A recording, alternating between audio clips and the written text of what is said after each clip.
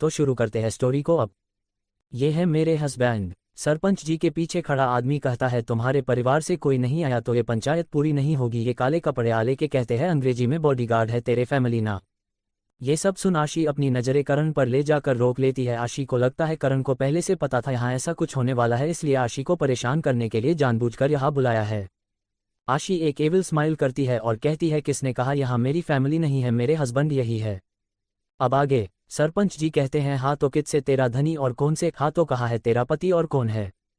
आशी कहती है, यही है मेरे हस्बैंड, इसी पंचायत में मौजूद है, अभी मिलवाती हूँ आप सभी को। ये सुन सभी गांव वाले हैरान थे, क्योंकि यह गांव वालों और आशी के गार्ड्स के अलावा कोई नहीं था और ना को कोई नया पंचायत शुरू होने के बाद पंचायत में आया था। तो अचानक से आशी का पति कहाँ से आ गया पंचायत में, सभी इसे सोच में डूबे थे।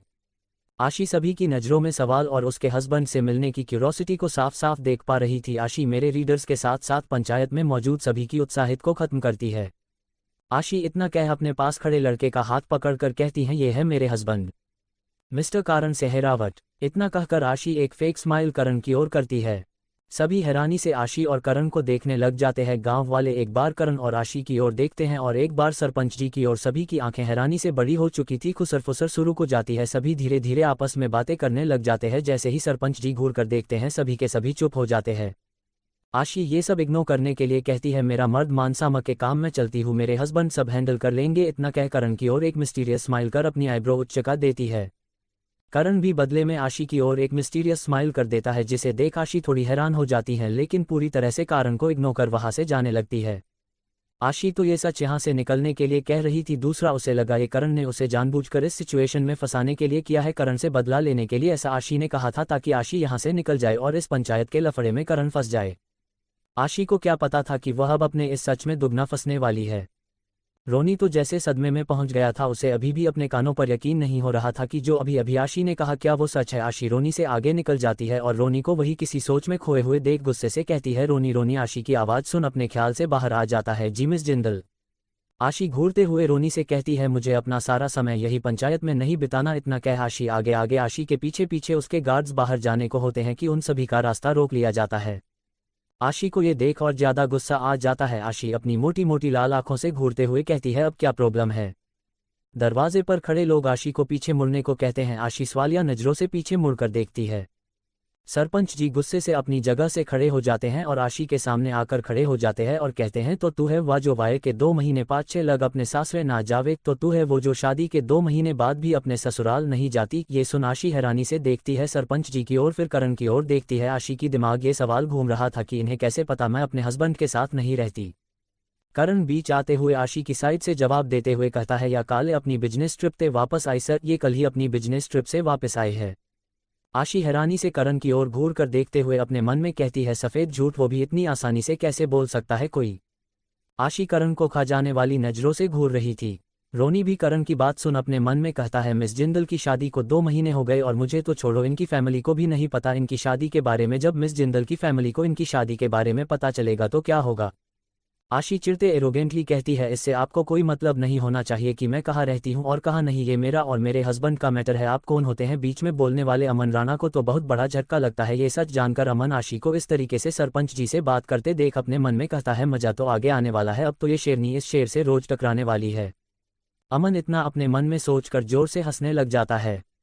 अमन की हंसने की आवाज़ सुन सभी की नज़रें अमन पर रुक जाती है। अमन अपने ऊपर सभी की नज़रों को महसूस कर शांत खड़ा हो जाता है और अपनी सफाई पेश करते हुए कहता है, झूठ बोलना तो कोई तुमसे सीखे, कैसे मान ले हम कि ये कर्ण तेरा पति है।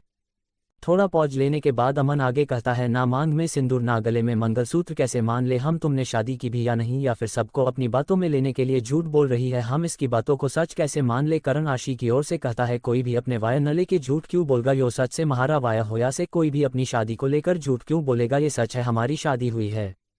अमन करण से कहता है, कब कहा और कैसे, गाँव में किसी को पता क्यों नहीं है तुम्हारी शादी के बारे में। करण अमन को पलट कर जवाब देते हुए कहता है, तू होवे कौन से जिसने मैं सफाई दूं, मेरे घर आला ना बेरा है, महारे वाये के 12 मतो मन्ने ना लागे के मन्ने किसे और ते बतान की जरूरत सर, तुम होते कौन हो जिसे मैं सफाई दूं, मेरी फैमिली को पता है हमारी शादी के बारे में, तो मुझे नहीं लगता कि मुझे किसी और को बताने की जरूरत है। सरपंच जी करण से अमन की साइड लेते हुए कहते हैं, क्वह तो यो अमन सही है कि माग मंगलसूत्र क्यों कोनी इसके धोरे।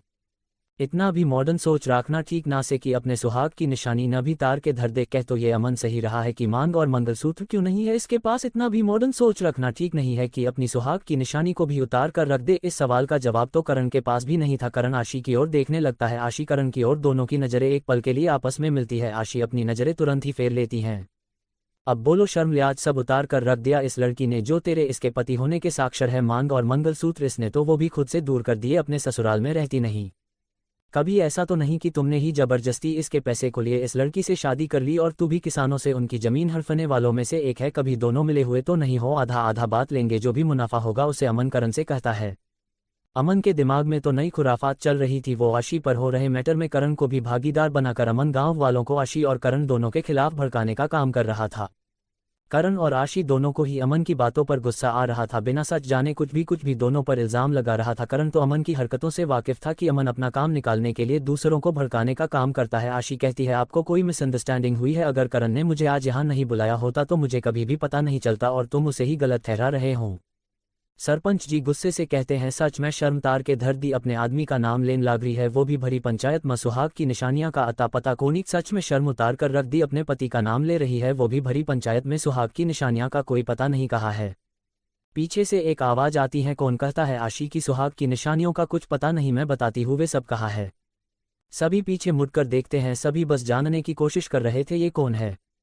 लेकिन आशी के चेहरे से साफ पता चल रहा था कि वह हैरान है। उस शख्स को यहाँ देखकर आशी के साथ साथ रोनी भी हैरान था। इतना कह वो शख्स अंदर आकर आशी के बालों में छिपे हुए सिंदूर को और उसके गले में पहनी हुई करण की दी चैन को सभी को दिखाते हुए कहती है ये रहा इसका मंगलसूत्र और ये इसकी मांग में सिंदूर। देख ली इसकी शादी और सुहाग की निशानियां। ये चैन ही मंगलसूत्र की जगह पहनाई थी इसके पति ने इसे। सरपंच सी आशी के गले में पहनी हुई चैन को देखकर पहचान जाते हैं कि ये चैन और उसके अंदर का छल्ला करण का ही है। कौन है जो पंचायत में आया है। एपिसोड 12 आज से ये अपने ससुराल में रहेगी। करण की दी चैन को सभी को दिखाते हुए कहती है ये रहा इसका मंगलसूत्र और ये इसकी मांग में सिंदूर। देख ली इसकी शादी और सुहाग की निशानियां। ये चैन ही मंगलसूत्र की जगह पहनाई थी इसके पति ने इसे। सरपंच सी आशी के गले में पहनी हुई चैन को देखकर पहचान जाते हैं कि ये चैन और उसके अंदर का छल्ला करण का ही है। अब आगे आशी बड़ी हैरानी के साथ सामने वाले पसंद को देख रही थी। हैरान तो करण भी था कि वैसे तो आशी उसे बार बार डाइवोर्स पेपर पर साइन करने को कहती थी फिर क्यों वो सबसे छिपाकर अपनी मांग भरती है।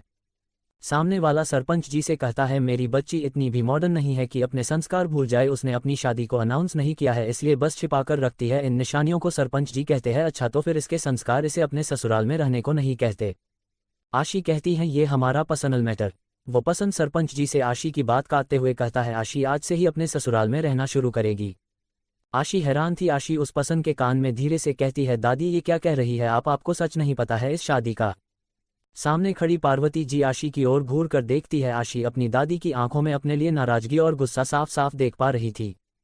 पार्वती जी आशी को इग्नोर कर सरपंच जी से कहती है सरपंच जी हम हमारी पोती को आज ही उसके ससुराल छोड़कर आएंगे लेकिन हमें उससे पहले अपनी पोती और हमारे घर के जमाई को हमारे घर लेकर जाना चाहते हैं। उसके बाद अपनी पोती को उसके ससुराल छोड़कर आएंगे। आशी ये सब सुन हैरान थी क्योंकि आशी तो इस रिश्ते को निभाना नहीं चाहती थी।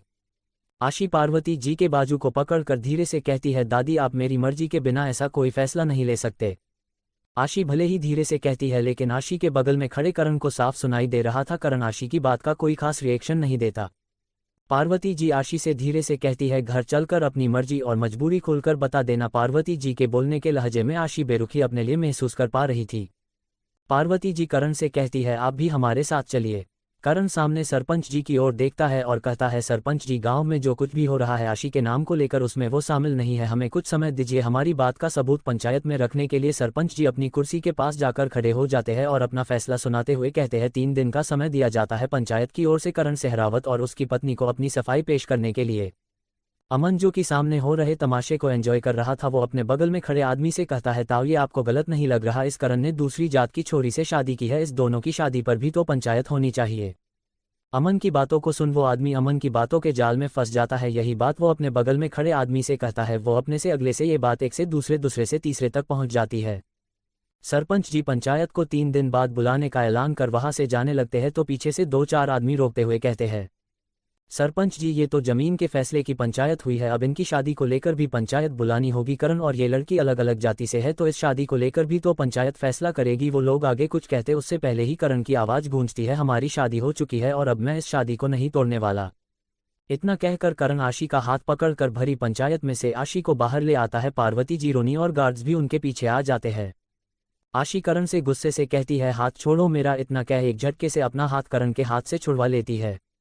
पार्वती जी आशी और करण से दूरी पर ही रुक जाती है और रोनी और गार्ड्स को भी रोक देती है उनके पास जाने से।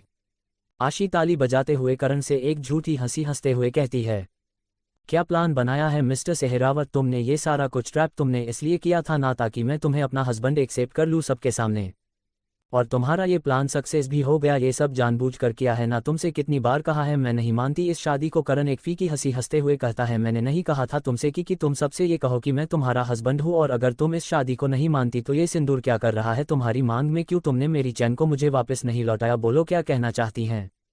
आशी के पास इस सवाल का जवाब नहीं था। आशी, वो मैं ये चैन। ये सवाल तो आशी भी खुद से पूछ चुकी थी पर जवाब तो उसे भी नहीं पता था। पार्वती जी इन दोनों को इस तरीके से झगड़ते देख उनके पास आ जाती है। भले ही पार्वती जी को कुछ साफ साफ सुनाई नहीं दे रहा था, लेकिन उन दोनों के बात करने के ढंग से समझ जाती है। पार्वती जी गुस्से से कहती है, हो गया तुम दोनों का, या और लड़ना बाकी है? चुपचाप से दोनों गाड़ी में बैठो और घर चलो। ये हमारे साथ घर क्यों जाएगा? आशी पार्वती जी से कर्ण की ओर देखते हुए कहती है, शादी की है ना तो अब इस शादी को निभाओ, जो बात होगी अब घर चलकर होगी, पार्वती जी कहती है। आशी अपनी स्पोर्ट्स कार लेकर गुस्से से वहां से निकल जाती है। पार्वती जी रोनी को आशी के पीछे जाने को कह करण के साथ दूसरी गाड़ी में बैठकर जिंदल मैंशन के लिए निकल जाती हैं। करण के पंचायत से आशी को लेकर जाने से सभी आपस में खुसर फुसर शुरू कर देते हैं। कुछ गांव वाले सरपंच जी से कहते हैं, ये तो गलत है सरपंच जी, करण इस तरह पंचायत से नहीं जा सकता, उन दोनों की शादी को लेकर भी पंचायत बुलाई जाएगी। सरपंच जी कहते हैं, यह फैसला पंचायत का नहीं उन दोनों के परिवार वालों पर निर्भर करता है कि वो लोग इस शादी को मानते हैं या नहीं, हमारा कोई लेना देना नहीं है।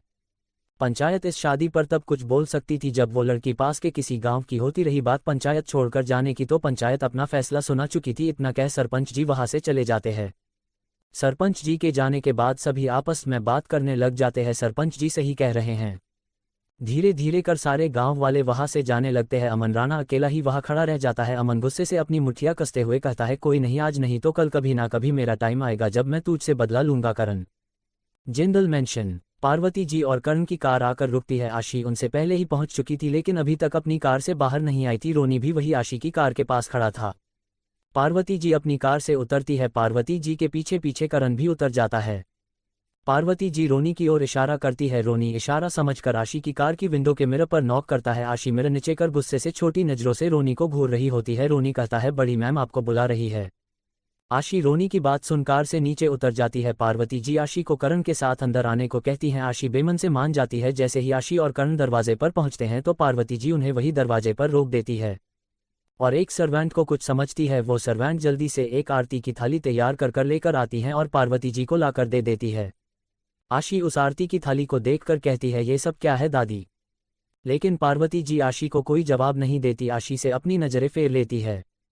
पार्वती जी आशी और करण की आरती कर उनका स्वागत करती है, लेकिन पार्वती जी ने इस बीच आशी की ओर एक बार भी नजर भर के नहीं देखा था। आशी को ये पार्वती जी की बेरुखी अपने दिल पर चुभती हुई महसूस हो रही थी। पार्वती जी करण और आशी को अंदर आने को कहती हैं। करण के अंदर आने के बाद आशी से कहती है, जाओ अपने हस्बैंड के लिए चाय नाश्ते का इंतजाम करो। आशी अपनी मोटी मोटी आंखों से हैरानगी के साथ पार्वती जी को देख रही थी। पार्वती जी आशी को वही खड़ा देख फिर से कहती है, सुनाई नहीं दिया तुम्हें मैंने क्या कहा? आशी बटलर को आवाज लगाती है तो पार्वती जी आशी को बीच में टोकते हुए कहती है, बटलर नहीं, तुम इसकी पत्नी हो, जो कहा है वो जाकर करो। आशी बेमन से पार्वती जी की बात मान लेती है और किचन में चली जाती है। कुछ देर बाद आशी एक मेड के साथ आती है। वो मेड करण के सामने टेबल पर चाय स्नैक्स के साथ रख देती है और फिर जाने लगती हैं तो पार्वती जी टोकते हुए कहती है, क्या ये चाय आशी ने बनाई है? वो मेड एक बार आशी की ओर देखती है और एक बार चाय की ओर। आशी की आंखों में एक वार्निंग नजर आ रही थी। वो मेड अपना सर हाँ में हिलाकर वहां से चली जाती है। करण को आशी की हालत पर हंसी आ रही थी पर करण अपनी हंसी पर कंट्रोल करता है। आशी आगे आकर एक चाय का कप उठाकर पार्वती जी को देती है और दूसरा उठाकर करण को देती है और अपने मन में कहती है, हंस लो जितना हंसना है। आशी करण की ओर एक स्माइल कर वो कप करण के हाथ में पकड़ा देती है। करण को आशी की स्माइल खटकने लग जाती है। एपिसोड 13 नॉर्मल विमेन की तरह सोच रही हो। आशी करण को चाय का कप देती है और एक स्माइल पास करती है। करण को आशी की स्माइल खटकने लग जाती है। अब आगे करण चाय को अजीब नजरों से देख अपने मन में कहता है, इस चाय में कोई गड़बड़ तो नहीं? इसकी हंसी तो किम नुए क्या है? इस चाय में कोई गड़बड़ तो नहीं? इसकी स्माइल तो कुछ ऐसा ही कह रही है। करण चाय की एक सीप लेता है। करण को चाय नॉर्मल लग रही थी। आशी करण को एकटक देख रही थी। करण के चेहरे के रिएक्शन बिल्कुल भी चेंज ना देखकर आशी हैरान थी और अपने मन में कहती है, ये करण इस चाय को इतने मजे से कैसे पी सकता है। आशी पार्वती जी की आवाज़ से अपनी सोच से बाहर आती है। पार्वती जी गुस्से से आशी से कहती है, मेरे साथ मेरे रूम में चलो, मुझे तुमसे कुछ बात करनी है।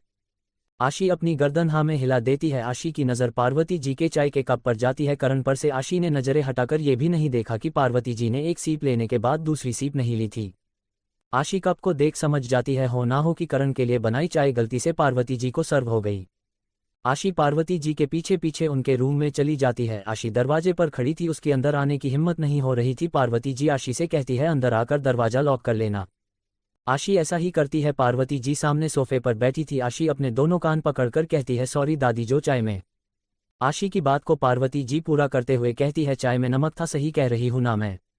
आशी अपनी नज़रें झुका लेती है क्योंकि वो गलत थी। पार्वती जी आशी को अपने बगल में बैठने को कहती हैं। आशी पार्वती जी के पास सोफे पर बैठ जाती है। पार्वती जी कहती है, अब मुझे सच सच बताइए, शादी कब और कैसे हुई? क्या ये शादी 2 महीने पहले हुई जब तुम मुझसे शादी सिंदूर मंगलसूत्र की इंपॉर्टेंस पूछ रही थी? 2 महीने पहले जब तू अपने दोस्त की शादी के बारे में कह रही थी, या कि वो तेरी दोस्त की नहीं, तू अपनी ही बात कर रही थी? आशी कुछ नहीं कहती है, खामोश हो जाती है, अपना सर हाँ में हिला देती है। फ्लैशबैक 2 महीने पहले। घर जाकर आशी अपने रूम में अपने चली जाती है। उस दिन ये पहली बार था कि आशी ना ही अपने पापा से मिली थी और ना ही अपनी दादी से। यह बात पार्वती जी को कुछ खटक जाती है। आशी अपने रूम में लैपटॉप लिए करण की बात को सोचते हुए अपने लैपटॉप पर गूगल सर्च करती है कि मंगलसूत्र सिंदूर की इंपॉर्टेंस क्या है एक लड़की के लिए। हर जो भी वीडियो आशी के सामने आती है उसमें बस उसे यही दिखाया जाता है, हर रिश्ते से सबसे प्योर और भरोसे पर टिकने वाला रिश्ता पति पत्नी का होता है। सिंदूर मंगलसूत्र एक सुहागन की निशानी होती हैं। ये सब पढ़ और वीडियो देखे आशी परेशान हो चुकी थी। उसे रात के 1 बजे गए थे, कोई होश खबर नहीं थी और अपने मन में सोचती है, क्या वह झूठी शादी को सच में निभाना चाहता है। तभी आशी की दरवाजे पर नोक होता है। आशी पीछे पलट कर देखती है तो पार्वती जी दरवाजे पर खड़ी थी। आशी अपनी जगह से खड़ी हो जाती है और पार्वती जी के पास जाकर कहती है, दादी अंदर आइए ना, और आप अभी तक सोए नहीं? पार्वती जी अंदर आते हुए आशी से कहते हैं, सोई तो तुम भी नहीं हो, जब से अपने बिजनेस टूर से आई हो तब से कुछ परेशान लग रही है, क्या कुछ हुआ है वहाँ? आशी पार्वती जी को सोफे पर बिठा देती है और लैपटॉप पर उनकी नज़र पड़ने से पहले ही अपने लैपटॉप को बंद कर देती है, क्योंकि आशी नहीं चाहती थी कि पार्वती जी को पता चले कि वो अभी क्या कर रही थी। फिर आशी पार्वती जी के गोद में से रखकर वहीं सोफे पर लेट जाती है और पार्वती जी से कहते हैं, नहीं दादी मैं परेशान नहीं हूँ। आशी थोड़ा पॉज लेने के बाद आगे कहती है, दादी अगर मैं आपसे कुछ पूछूं तो क्या आप बताओगे? पार्वती जी आशी की बालों को सहलाते हुए कहते हैं, बिल्कुल पूछो, क्या पूछना चाहते हैं?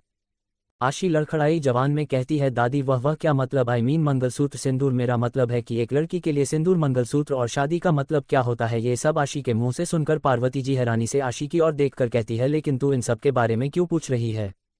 आशी कहती है, वह दादी मेरी एक फ्रेंड है जो जिसकी शादी हो गई है किसी मजबूरी के कारण, पर वो उस रिश्ते को निभाना नहीं चाहती, लेकिन उसका हस्बैंड उस रिश्ते को निभाना चाहता है। अपनी आखिरी सांस तक उसके हस्बैंड के लिए एक हस्बैंड वाइफ का रिश्ते की वैल्यू कुछ अलग ही है।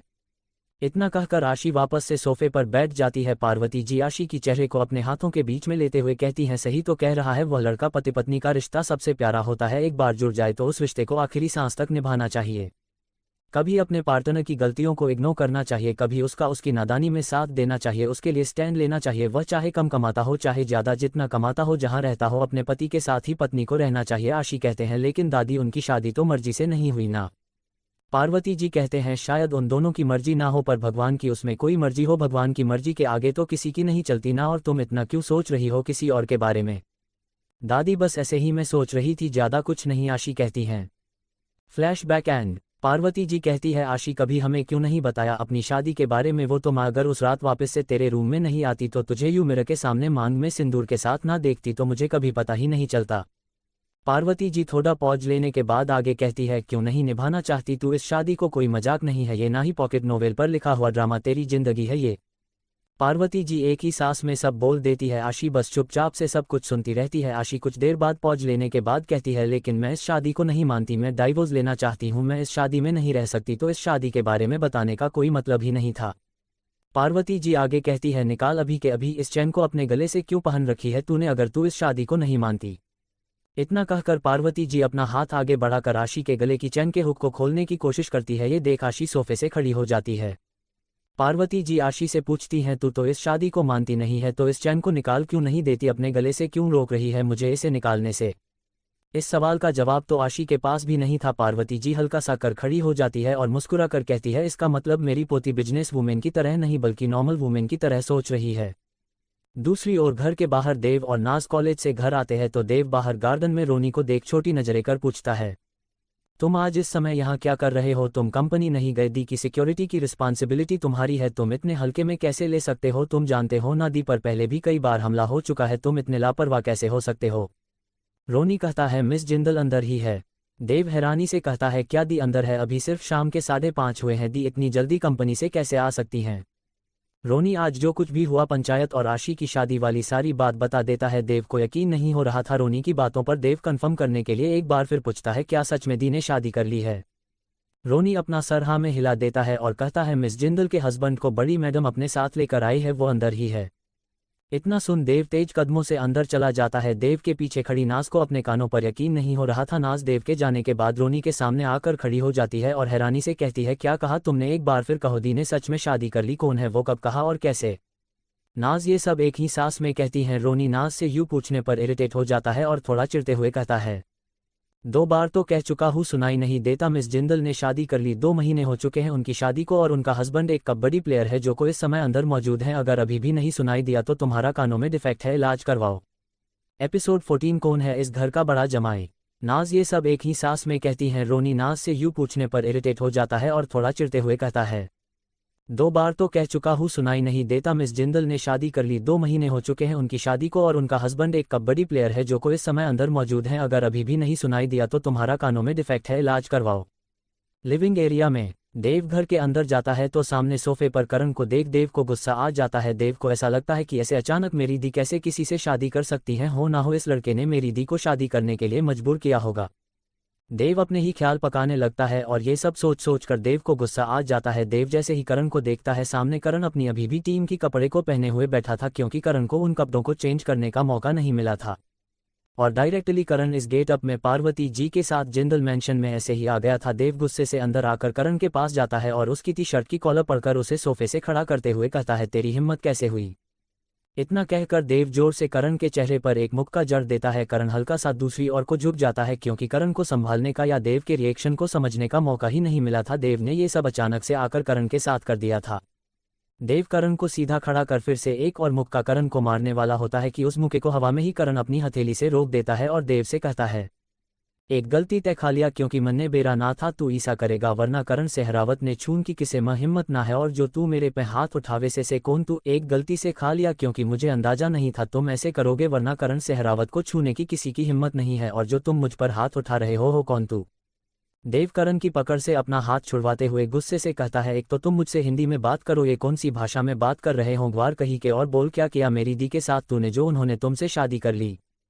करण हल्का सा मुस्कुरा कर कहता है, अच्छा तो तू मेरा साला से तो बात क्या है? साले की तेरी बान कोई दूध पींदी बालक तो से कोनी जो मैं कुछ गलत करूंगा एरवा चुपचाप से लेगी। और रही बात तो या भाषा ना महारी माँ बोली से लाडले। अच्छा तो तुम मेरे साले हो तो बात यह है साले की तुम्हारी बहन कोई दूध पीती बच्ची तो है नहीं जो मैं कुछ गलत करूंगा और वह चुपचाप सहन कर लेगी। और रही बात तो ये भाषा नहीं हमारी माँ बोली है लाडले। देव करण की बातों से इरिटेट हो जाता है और देव को करण पर और भी गुस्सा आ जाता है क्योंकि देव के साथ करण हरियाणवी में बात कर रहा था और देव को समझ नहीं आ रही थी। देव गुस्से से फिर से करण की कॉलर दोनों हाथों से पकड़ लेता है। पार्वती जी का कमरा। पार्वती जी आशी से कहती है, अब जब तुमने शादी की है तो इस शादी को निभाओ। आशी, शादी कोई गुड्डे गुडियों को खेल नहीं है जो कल कर ली आज तोड़ दी। अपना सामान पैक करो, आज से तुम करण के साथ उसके घर पर रहोगी। अपने ससुराल में शादी के बाद लड़की वही रहती है जहां उसका हस्बैंड रहता है। आशी कहती है, लेकिन दादी मैं इस शादी को नहीं मानती। आशी की बात बीच में काटते हुए पार्वती जी कहती है, तो क्यों की है मिटा दो इस मान को, निकाल दो इस चैन को। अगर नहीं निकाल सकती तो निभाने की कोशिश करो इस रिश्ते को। पार्वती जी आशी की चीन को प्यार से पकड़ते हुए कहती है, शायद भगवान की कोई मर्जी है इस शादी में। आशी और दादी को रूम में जब किसी के लड़ने की आवाजें आती हैं तो दोनों ही रूम से बाहर आ जाती है। बाहर आकर देखती है लिविंग एरिया में देव करण की शर्ट को गले से पकड़े गुस्से में खड़ा है। आशी ऊपर से जोर से चिल्लाती है, देव। देव आशी की आवाज सुन उस और देखता है तो आशी तेज कदमों के साथ नीचे आ देव के हाथ से करण की शर्ट छुड़वाते हुए कहती है, देव तुम गलत कर रहे हो। देव आशी के छुड़वाने से करण की शर्ट छोड़ देता है। पार्वती जी देव के पास आकर कहती है, ये क्या तरीका है देव घर के जमाई से बात करने का? पीछे से आवाज आती है, मैं भी तो देखूं कौन है इस घर का बड़ा जमाई। इतना कहकर नाज घर के अंदर आ जाती है। नाज की ओर करण की पीठ थी। नाज आशी से नाराज थी, ये जान कि उसकी दी की शादी को 2 महीने हो चुके हैं और आशी ने ये बात उसे नहीं बताई। आशी ऐसे ही किसी भी रैंडम लड़के से शादी कैसे कर सकती है, इसलिए नाज आशी से गुस्से से कहती हैं, दी आप ऐसे कैसे किसी भी अरे गेरे लड़के से शादी कर सकते हैं, कहाँ है वह लड़का, कौन है वो, मैं भी तो देखूं जिससे आपने शादी की है। देव नाज को पीछे देखने का इशारा कर देता है।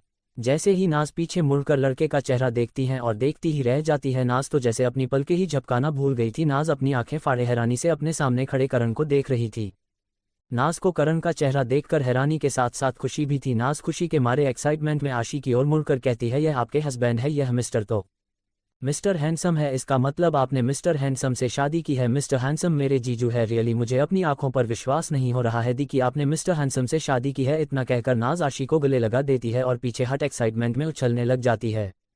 नाज अपनी एक्साइटमेंट को कंट्रोल कर पार्वती जी के पास जा उन्हें बाजू से पकड़ गोल गोल घुमाना देती है। पार्वती जी नाज को डांटते हुए कहती हैं, नाज छोड़, मुझे चक्कर आ रहे हैं।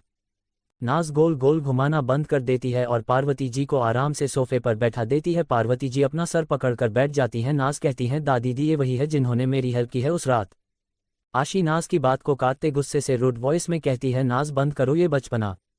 नाज अपनी एक्साइटमेंट में भूल गई थी कि पब में जो कुछ भी हुआ वो था उस बारे में देव और पार्वती जी कुछ नहीं पता। नाज समझ जाती है कि आशी ये क्यों कह रही है। नाज आंखों से इशारे से आशी को सॉरी कहती है। नाज आशी के पास आकर कहती है, दी मैं आपके लिए बहुत खुश हूँ, सच में मिस्टर हैंडसम जीजू बहुत अच्छे हैं। देव अचानक से खांसने लग जाता। सभी देव की ओर देखते हैं तो देव इशारे से सभी को दरवाजे की ओर देखने को कहता है। नाज जैसे ही पीछे देखती हैं तो अपने तेवर चेंज कर लेती है। नाज गुस्से से आशी से कहती है, आपकी हिम्मत भी कैसे हुई जिंदल फैमिली का नाम मिट्टी में मिलाने की, ऐसे कैसे आप किसी से भी शादी कर सकते हैं, आपको जिंदल फैमिली की रेपुटेशन की कोई भी परवाह नहीं है। करण तो ये देखकर हैरान था कि इतनी जल्दी तो गिरगिट भी रंग नहीं बदलता होगा जितनी जल्दी नाज अपनी बातें बदल रही है। अभी तक तो वही शादी को लेकर एक्साइटमेंट खुशी जाहिर कर रही थी, अब वह आशी पर चिल्ला रही है। करण को नाज का रिएक्शन कुछ समझ में नहीं आता। एपिसोड 15 बहुत समझदार हो तुम। नाज गुस्से से आशी से कहती है, आपकी हिम्मत भी कैसे हुई जिंदल फैमिली का नाम मिट्टी में मिलाने की, ऐसे कैसे आप किसी से भी शादी कर सकते हैं, आपको जिंदल फैमिली की रेपुटेशन की कोई भी परवाह नहीं है। करण तो ये देखकर हैरान था कि इतनी जल्दी तो गिरगिट भी रंग नहीं बदलता होगा जितनी जल्दी नाज अपनी बातें बदल रही है। अभी तक तो वही शादी को लेकर एक्साइटमेंट खुशी जाहिर कर रही थी, अब वह आशी पर चिल्ला रही है। करण को नाज का रिएक्शन कुछ समझ में नहीं आता। अब आगे दरवाजे पर खड़ी श्री अंदर आते हुए कहती है, ये क्या कह रही हो तुम नाज, किसने जिंदल फैमिली की रेपुटेशन की परवाह नहीं की और शादी कर ली। श्री अपने सवाल का जवाब जानना चाहती थी। वो एक बार फिर नाज से कहती है, बोलो इन दोनों में से किसने शादी की है। आशी और देव की ओर इशारा कर कर पूछती है। नाज कुछ नहीं बोलती, आशी और देव की ओर देखने लग जाती है। तभी श्री की नज़र करण पर जाती है। श्री करण की ओर हैरानगी से देखते हुए पूछती है, और ये लड़का कौन है। श्री आशी की ओर देखती हैं। श्री की आंखें हैरानी से बड़ी होती हैं। आशी की मांग में सिंदूर देखकर श्री गुस्से से कहती है, इसका मतलब शादी आशी ने की है, और वह भी इस लड़के से। करण की ओर देखकर कहती है। आशी अपनी नज़रें झुका लेती है। श्री अचानक से नॉर्मल हो कहती है, मुझे तो बहुत खुशी हुई जानकर कि तुमने शादी कर ली, मेरी सरदर्दी कम हुई, वरना मुझे तुम्हारे लिए कोई लड़का ढूंढना पड़ता। तुम्हारी शादी के लिए तुम 25 की जो हो गई हो आज, नहीं तो कल तुम्हारी शादी करनी ही थी हमें। सभी घर वाले श्री की ओर आंखें फाड़े देख रहे थे। श्री देव से कहती है, अपने जीजू को तुम्हारे कोई कपड़े दे दो, देखो इन कपड़ों पर कितनी धूल है। श्री करण से कहती है, जाओ जमाई जी आप जाकर फ्रेश हो जाए। देव तो मानो सदमे में पहुंच गया था। अपनी मां का इतना स्वीट नेचर देख वो भी करण और आशी के लिए। श्री देव को यूं अपने ही ख्यालों में खोया हुआ देखकर फिर से थोड़ी तेज आवाज से कहती है, सुनाई नहीं दिया देव तुम्हें, या हर बार मेरी बात ना मानने की कसम खाई है तुमने। देव कहता है, मॉम मैं लेकर जाता हूँ। देव करण को अपने साथ चलने को कहता है। श्री करण को रोकते हुए कहती है, पहले मैं तुम्हारा सबसे इंट्रोडक्शन करवा देती हूँ।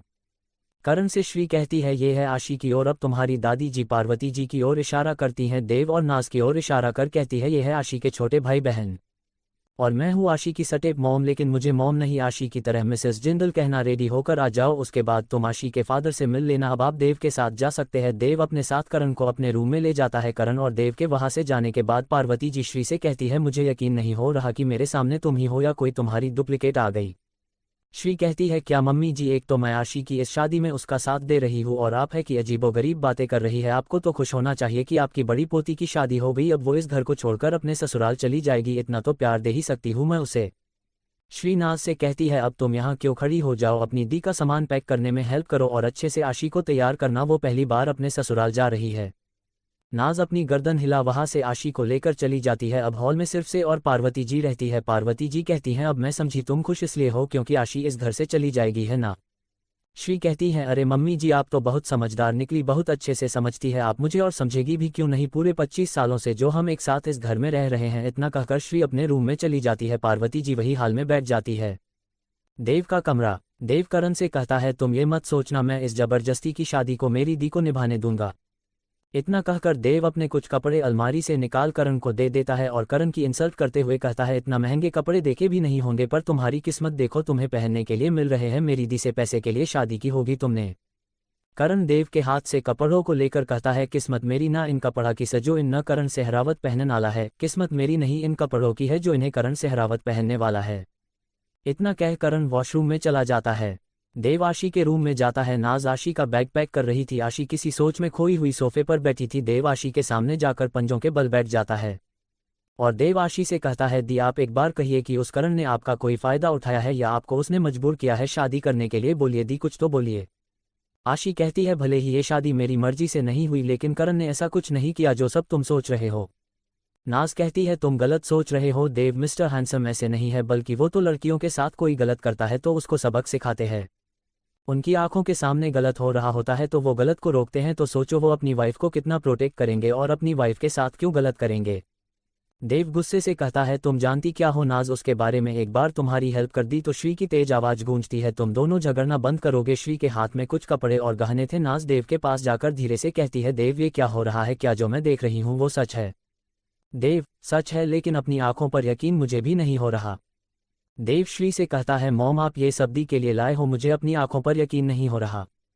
देव आगे कहता है, आज मुझे 6 साल पहले वाली मॉम नजर आ रही है जो भले ही दी को मॉम नहीं कहने देती थी पर इतनी बुरी भी नहीं थी जो आप पीछे इन कुछ सालों में बन गई है दी के लिए उस एक्सीडेंट के बाद।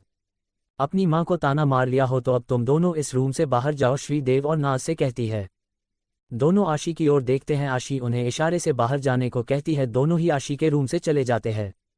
आशी अपनी जगह से खड़ी हो जाती है और उन कपड़ों और गहनों को देखने लग जाती है। श्री उन गहनों और कपड़ों को आशी की ओर देते हुए कहती है, लो ऐसे क्या देख रही हो, ये सब तुम्हारा ही है, तुम्हारी मॉम का जो अब तुम्हारा है। आशी अपना हाथ आगे नहीं बढ़ाती। श्री उन्हें बेड पर रख देती है और आशी की ओर घूमकर कहती है, मैं मानती हूँ मैंने कभी तुम्हें वो प्यार नहीं दिया जो एक माँ एक बेटी को देती है, और ना ही कभी दूंगी जो तुम्हारी माँ का है, वो तुमसे छीनना नहीं चाहती लेकिन सीख तो दे ही सकती हूँ। शादी के बाद एक लड़की का घर उसका ससुराल होता है। मैं उम्मीद करूंगी कि तुम समझ गई होगी कि मैं क्या कहना चाहती हूँ, बहुत समझदार हो तुम, ऐसे ही थोड़ी ना जिंदल टेक्सटाइल को चलाती हो। आशी साफ साफ श्री की बातों का मतलब समझ पा रही थी कि श्री कहना क्या चाहती है। श्री उस रूम से जाने लगती हैं और पीछे पलट कर कहती है, जल्दी से तैयार होकर नीचे आ जाओ। श्री के आशी के रूम से बाहर जाने के बाद नाज और देव जो वही पीलर के पीछे छुपे हुए थे बाहर निकल जल्दी से आशी के रूम में चले जाते हैं। नाज आशी से पूछती है, दी आपने क्या डिसाइड किया है। करण मेरा हस्बैंड है और मैं अपने हस्बैंड के साथ जाना चाहती हूँ, आशी कहती हैं। देव कहता है, दी आप पागल हो गई है, आपको कोई जरूरत नहीं है उस गवार के साथ रिश्ता निभाने की। नाज कहती है, पागल तुम हो गए हो जो जीजू को गवार कह रहे हो। देव, 2 ही घंटों में साली का जीजू के लिए प्यार नजर आने लगा। नाज कहती है, जीजू बने हुए 2 घंटे नहीं 2 महीने हो गए हैं, बस हमें ही पता आज चला है। देव को ये बात नहीं पता थी। देव हैरान था ये सच जानकर। देव आशी की ओर मुड़कर कहता है, दी नाज जो कह रही है वो सच है। आशी हाँ में इशारा करती हैं। देव, आपने इतनी बड़ी बात सबसे छिपा कर रखी तो आप अब क्यों इस रिश्ते को निभाना चाहती है। आशी देव के पास आ उसके चेहरे को अपने हाथों में लेते हुए कहती है, अब इस शादी के बारे में मैंने सबको बता ही दिया है तो एक बार निभाकर देखने में क्या जाता है। देव, लेकिन दी, आशी कहती है, अब तुम जाओ मुझे रेडी होना है। देव वहां से चला जाता है। आशी नाज से कहती है, मुझे साड़ी पहनने में हेल्प करो। नीचे लिविंग एरिया में देव पार्वती जी से कहता है, पार्वती देवी आप दी को समझाओ वो अब इस शादी को क्यों निभा रही हैं, जिसे वो पिछले 2 महीनों से छिपाकर बैठी थी वो गलत कर रही है। पार्वती जी कहती है, वो पहले गलत थी अब वो सही कर रही है। करण भी रेडी होकर नीचे आ जाता है। करण ने व्हाइट कलर की शर्ट और ब्लैक पैंट पहनी थी जिसमें करण बहुत ही हैंडसम लग रहा था। देव भी करण को देखकर हैरान था क्योंकि कुछ देर पहले करण मैसी हेयर स्टाइल और अपनी टीम के कपड़ों में कुछ अलग, अब देव के कपड़ों में तो कहर ढा रहा था। ये कपड़े करण को बिल्कुल फिट थे, लग ही नहीं रहा था कि ये देव के कपड़े हैं। करण नीचे आकर पार्वती जी के पास खड़ा हो जाता है। पार्वती जी करण को अपने पास बगल में बैठने का इशारा करती है। करण पार्वती जी के बगल में बैठ जाता है। पार्वती जी करण से कहती है, मेरी बच्ची का ख्याल रखना। करण पार्वती जी से कहता है, दादी जी आप मेरे और तय बेफिक्र हो जाओ, मैं आशी का ख्याल बहुत अच्छी ढाला रखूंगा। दादी जी आप मेरी तरफ से बेफिक्र हो जाए, मैं आशी का ख्याल बहुत अच्छी तरह रखूंगा। देव वहां से उठकर अपने रूम में चला जाता है। दादी जी करण से कहती है, ले आएगी तेरी आशी। करण जैसे ही ऊपर से आती हुई आशी को देखता है उसकी नजरें आशी पर ठहर सी जाती है। एपिसोड 16 इकलौती साली का टास्क। करण पार्वती जी से कहता है, दादी जी आप मेरे और तय बेफिक्र हो जाओ, मैं आशी का ख्याल बहुत अच्छी ढाला रखूंगा। दादी जी आप मेरी तरफ से बेफिक्र हो जाए, मैं आशी का ख्याल बहुत अच्छी तरह रखूंगा। देव वहां से उठकर अपने रूम में चला जाता है। दादी जी करण से कहती है, ले आएगी तेरी आशी। करण जैसे ही ऊपर से आती हुई आशी को देखता है, उसकी नजरें आशी पर ठहरसी जाती है। अब आगे। आशी सच में बहुत प्यारी लग रही थी। पिंक कलर की साड़ी, मैचिंग ज्वेलरी, हाथों में चूड़ियां, मांग में सिंदूर, एकदम नई नवेली दुल्हन की तरह लग रही थी। करण अपनी नजरें आशी से हटा लेता है। आशी को साड़ी में चलने में प्रॉब्लम हो रही थी। नाज आशी को संभालते हुए सीढ़ियों से नीचे ला रही थी। आशी नीचे आकर पार्वती जी के सामने खड़ी हो जाती है। पार्वती जी अपनी जगह से खड़े होकर आशी के पास जा अपनी आंख से काजल लेकर काला टीका लगाती है और कहती है, मेरी बच्ची सच में बहुत प्यारी लग रही है। नाज करण का हाथ पकड़कर उसे आशी के बगल में खड़ा करते हुए कहती है, दी और जीजू की साथ में एक फोटो तो बनती है ना। इतना कहकर नाज दोनों की एक फोटो खींचती है। आशी करण को घूर कर देखती है। नाज आशी से कहती है, दी क्या आप भी ये सड़ी सी शकल बनाए हुए हैं, हल्की सी स्माइल तो दीजिए। आशी कहाँ स्माइल करने वाली थी, नाज वैसे ही फोटो खींच देती है। आशी को ये सब अजीब लग रहा था। आशी पार्वती जी से कहती है, दादी मैं पापा से मिलकर आती हूँ। आशी जाने लगती है तो पार्वती जी आवाज लगाकर रोक लेती है और कहती है, करण को भी साथ लेकर जाओ। आशी अपना सर हाँ में हिला करण को अपने साथ चलने को कहती हैं। आशी आगे आगे थी, करण आशी के पीछे पीछे। आशी तो साड़ी में इरिटेट हो चुकी थी। करण को आशी की शकल देख हंसी आ रही थी, पर वो हंसी पर कंट्रोल करता है। आशी आकाश जी के रूम के दरवाजे पर नॉक करती है। श्री जैसे ही आशी और करण को देखते हैं, अपनी जगह से खड़ी हो उन्हें बड़े प्यार से अंदर आने को कहती हैं। आशी और करण दोनों ही अंदर आकर आकाश जी के सामने खड़े हो जाते हैं। श्री आकाश जी से कहती है, देखिए आकाश जी, अब आपकी बड़ी बेटी ये घर छोड़कर, मेरा कहने का मतलब है वो अपने ससुराल जा रही है। आशी के जो बगल में जो लड़का खड़ा है ना, वो आशी का हस्बैंड है। श्री थोड़ी पीछे हो जाती है। आशी आकाश जी के पास आ बगल में बैठ जाते हैं और उनके हाथ को अपने हाथ में ले अपने चेहरे पर रख लेती है और कहती है, सॉरी पापा, अपनी शादी का इतना बड़ा सच मैंने आपसे छिपाया। ये कहते समय आशी की आंखें नम हो जाती है। आशी आगे कहती है, पापा मैं यहाँ से जा रही हूँ, आज आप मेरी फिक्र बिल्कुल भी मत करना। आकाश जी एक तक करण की ओर देखने लग जाते हैं। आशी और श्री जब आकाश जी की नजरें करण पर देखते हैं तो श्री करण से कहती है, आकाश जी तुमसे मिलना चाहते हैं, उनके पास जाओ। करण आशी की ओर देखता है। आशी अपनी जगह से खड़ी हो जाती है और करण को वहां बैठने का इशारा करती है। करण वहां आकाश जी के पास बैठ जाता है। आकाश जी के मन में ढेरों सवाल घूम रहे थे, आशी और करण की शादी को लेकर, कब, कैसे और क्योंकि दोनों ने शादी, एक पिता होने के नाते बहुत से सवाल को करण से पूछना चाहते थे, पर वो कुछ बोल नहीं सकते थे। पार्वती जी रूम में अंदर आते हुए करण से कहती है, मेरा बेटा बोल नहीं सकता पर सब कुछ सुन सकते हैं, ये तुम्हारे बारे में जानना चाहता है, ये जानना चाहता है कि तुम इसकी बेटी को खुश तो रखोगे ना। इसके दिमाग में वही सब सवाल घूम रहे हैं जो हर पिता के मन में अपनी बेटी के जीवन साथी को लेकर आते हैं। करण भी आकाश जी की सिचुएशन को समझ पा रहा था। अगर उसकी बहन भी किसी लड़के को यूं हस्बैंड बना कर ले आती तो वो भी शायद देव की तरह रिएक्ट और आकाश जी के मन में चल रहे सवालों को पूछता। करण कहता है, मैं जानू हूँ आपके मन में यो सवाल को कि मैं के करा करूँ, कितना कमाऊँ हूँ, आपकी बेटी ना खुश रख पाऊंगा या ना, और भी बथेरे सवाल होंगे आपके। आशी करण से कहती हैं, तुम पापा से हिंदी में बात करो, मुझे नहीं लगता कि इन्हें हरियाणवी आती है। करण फिर हिंदी में कहता है, मैं जानता हूं आपके मन में ये सवाल है कि मैं क्या करता हूं, कितना कमाता हूं, आपकी बेटी को खुश रख पाऊंगा या नहीं, और भी बहुत सवाल होंगे आपके। आकाश जी अपनी पलकें झपका देते हैं। ये देख करण आशी की ओर देखता है, मानो पूछ रहा हो कि वो क्या कहना चाहते हैं। पार्वती जी कहती हैं, आकाश कह रहा है कि वो यही सब जानना चाहता है। करण कहता है, मैं एक कबड्डी का प्लेयर हूँ, इंटरनेशनल लेवल का, मैं साथ में बच्चों को कबड्डी सिखाता भी हूँ। माना कि मैं आपकी बेटी की तरह बड़ी सी कंपनी नहीं संभालता, लेकिन जितनी भी इनकम होती है उसमें आपकी बेटी को खुश रख सकता हूँ। मैं मानता हूँ हमारी शादी हमारी मर्जी से नहीं हुई, लेकिन अगर आशी खुद भी इस रिश्ते को तोड़ने को कहेगी ना, मैं तो भी इस रिश्ते को नहीं तोड़ूंगा।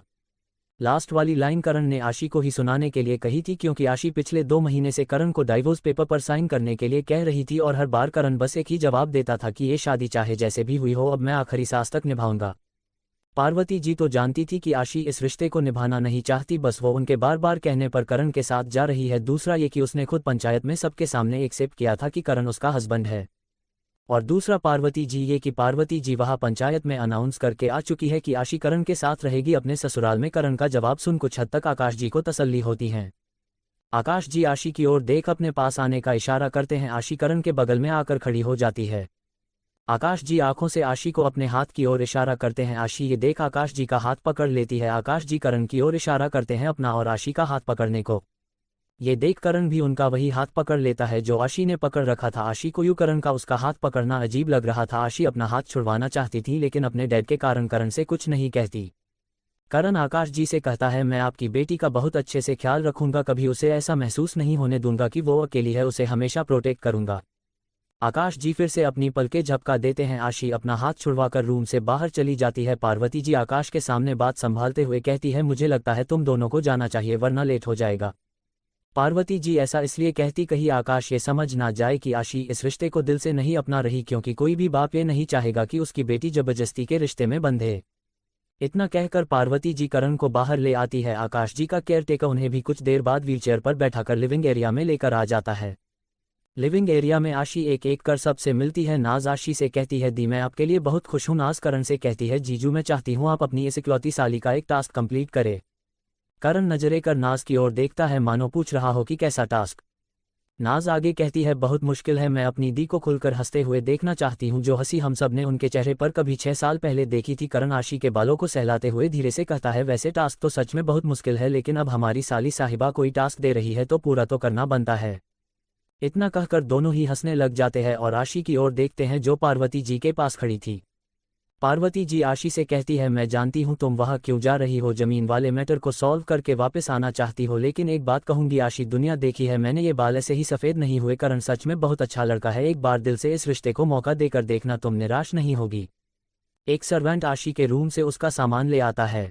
श्री भी आशी के पास आकर कहती है, मैं उम्मीद करती हूँ तुम्हारे ससुराल से मुझे गालियाँ खाने को ना मिले कि इसकी माँ ने कुछ सिखाया नहीं। अब जो भी और जैसी भी हूँ दुनिया के लिए मैं तुम्हारी माँ हूँ।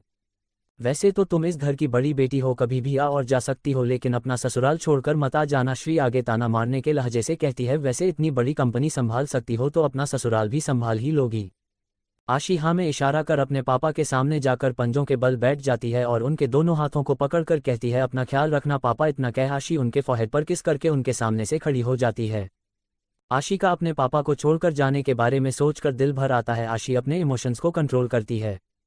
आशी की नज़रें देव को ढूंढ रही थी जो कि वहां नहीं था। करण भी एक एक कर सभी के पैर छूता है। जैसे ही श्री के पास जाता है पैर छूने, श्री मना करते हुए कहती हैं, इसकी कोई ज़रूरत नहीं है जमाई जी, अगर आप मेरे पैर छुएंगे तो मुझे अपने ओल्ड एज होने का एहसास होगा। मैं आशी से ज़्यादा बड़ी नहीं हूँ। पार्वती जी कहती है, हाँ बस तुम आशी से 20 साल बड़ी हो, ये ज़्यादा बड़ा थोड़ी ना होता है। ये सुन नाज दबी दबी हंसने लग जाती है। नाज की ओर श्री घूर कर देखती है। श्री कहती हैं, अच्छा बहुत हो गई बातें, अब आशी और करण को देर हो रही है। पार्वती जी सर्वेंट की ओर इशारा करती है। 2 सर्वेंट थाल लेकर आते हैं। एक चावल की थाल लेकर आशी के सामने खड़ा हो जाता है और दूसरा सर्वेंट के हाथ में थाल में एक चुन्नी होती है। पार्वती जी करण और आशी को अपने साथ मंदिर में लेकर जाती है और वो दोनों सर्वेंट भी उन सभी के पीछे मंदिर में आ जाते हैं। पार्वती जी उस थाल में से चुन्नी लेकर आशी के सर पर उठा देती हैं। आशी कहती हैं, इन सब की क्या जरूरत है दादी। पार्वती जी आशी की ओर घूर कर देखती है। आशी आगे कुछ नहीं कहती। जैसा जैसा पार्वती जी करने को कहती हैं वैसा सब करने लग जाती है। आशी और करण को भगवान जी की मूर्ति के सामने ले जाकर खड़ा करते हुए पार्वती जी कहते हैं, भगवान तुम दोनों को इस रिश्ते को उम्र भर निभाने की ताकत दे, हर मुश्किल हर चुनौती से तुम दोनों एक साथ मिलकर लड़ो। करण और आशी अपने हाथ जोड़कर भगवान जी की मूर्ति के सामने सर झुका लेते हैं। एपिसोड 17 ड्राइवर बनाना चाहते हैं।